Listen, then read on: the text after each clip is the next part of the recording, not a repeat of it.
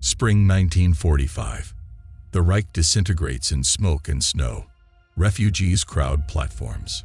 Trains vanish into the night, some carrying soldiers, others plunder stripped from cities across Europe. Amid this chaos, a story begins. A train leaves Breslau under heavy guard. Witnesses speak of wagons sealed with steel, locomotives hidden under tarps, soldiers clearing entire stations at gunpoint. The cargo, they whisper, is worth empires. Gold from Reichsbank vaults, jewels, paintings torn from museum walls, files the Allies must never see. The train heads toward the Owl Mountains and disappears. Villagers claim they heard detonations after it entered a tunnel. Some saw smoke rising from blocked entrances the next day. No one saw the train leave. When the Red Army takes the region, they find mines rigged with explosives, rail lines leading into mountainsides, but no train. Not a single crate. The legend grows with every failed search. Maps surface marked with red circles. Former SS men speak of buried caverns. Rumors speak of 300 tons of gold sealed behind concrete walls.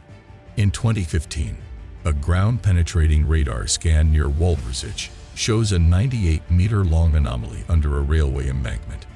Authorities closed the site. Excavators dig as the world watches. After weeks of suspense, the result is nothing but earth and rock. Yet the story refuses to die. Every failure feeds it. Treasure hunters insist the real train lies elsewhere, in tunnels sealed by dynamite, in galleries where wartime engineers built entire false walls before vanishing into history. Historians confirm that Nazi gold transports existed. Some were captured, others vanished, but a whole train erased so completely that decades of modern technology find nothing. The gold train lives because its ending was silence. No documents, no wreck, only the idea of wealth sleeping beneath stone and the promise that the next search will find it. Fortress in the Rock. Winter 1943. The Owl Mountains stand silent, their peaks wrapped in snow and fog. Yet beneath this stillness, explosions beat like a second heart. Locals speak of tremors underfoot, of entire convoys disappearing into the forests. Soldiers arrive with barbed wire and orders. Then the entrances are sealed. The project has a name as blunt as it is deceptive: Reese, the Giant. Forced laborers from concentration camps carve their way into the mountain's core. By day, the sky echoes with detonations. By night, floodlights stain the mist above the trees.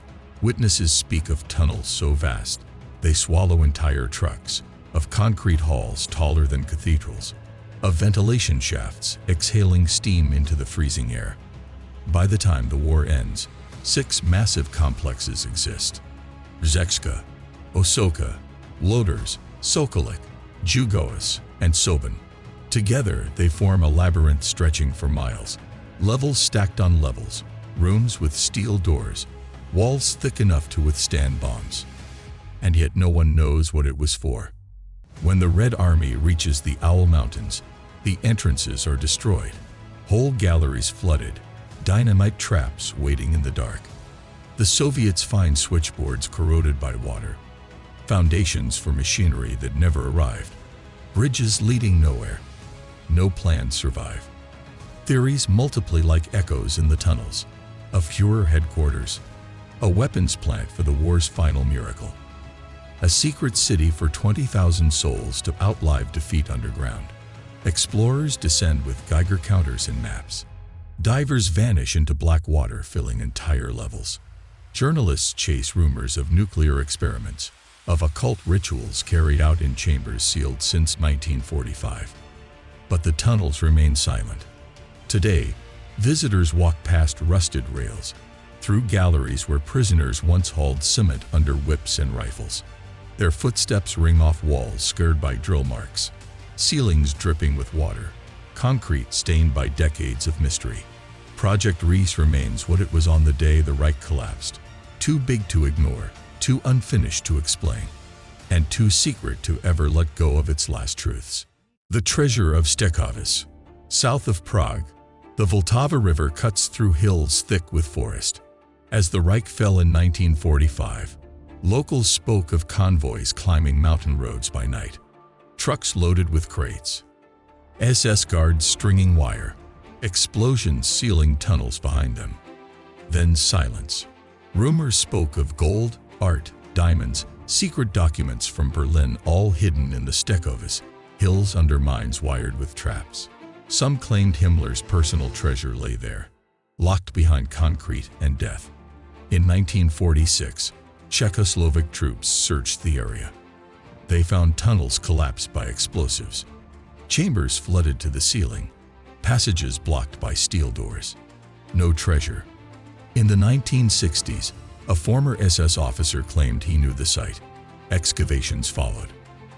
Engineers cut into hillsides, drained shafts, dismantled booby traps described in his maps. Again, nothing. Decades passed. Treasure hunters brought ground-penetrating radar, metal detectors, borehole drills. Shapes appeared on screens that turned out to be boulders, old cellars, abandoned mine shafts. Each failure made the legend grow teeth. Stories spoke of mercury switches wired to explosives, of gas charges waiting for the first intruder, of entire tunnels set to collapse if anyone reached the final chamber. Some believed the treasure was real but unreachable, entombed behind defenses still alive after 70 years. Historians suspect small catches existed: documents, valuables, maybe stolen art. But the vast hoard of gold and jewels, no proof, no photographs, no crates recovered. And yet the legend endures because hills keep secrets well. Every unexcavated shaft promises answers. Every sealed door suggests gold behind it. The Štěchovice hoard remains exactly what a mystery needs to survive. Possible, dangerous, and silent. Russia's lost jewel.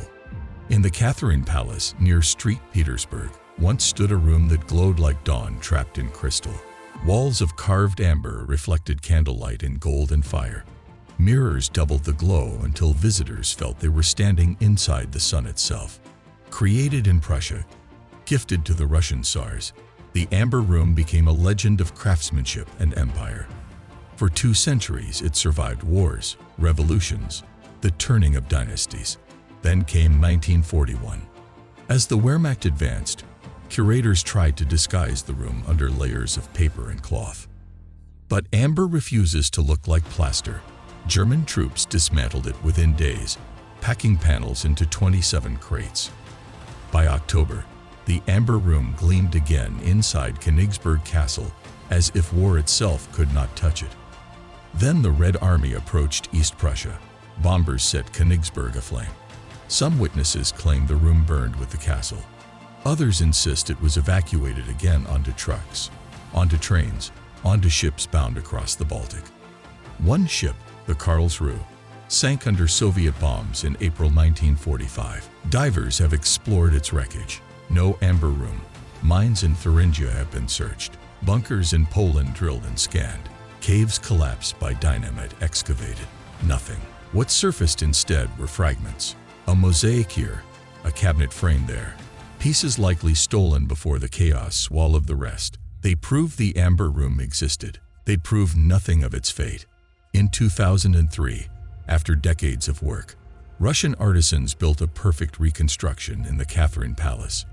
Visitors walk through it today, seeing what once was, but not what was lost. If the original survives, decades of damp or salt water have long since blackened the amber, warped the wood, tarnished the mirrors. Perhaps only ashes remain in Königsberg's ruins. Perhaps crates still wait in some forgotten shaft beneath dust and roots. The Amber Room has become larger in absence than it ever was in life. A treasure that exists now as myth, memory, and question mark.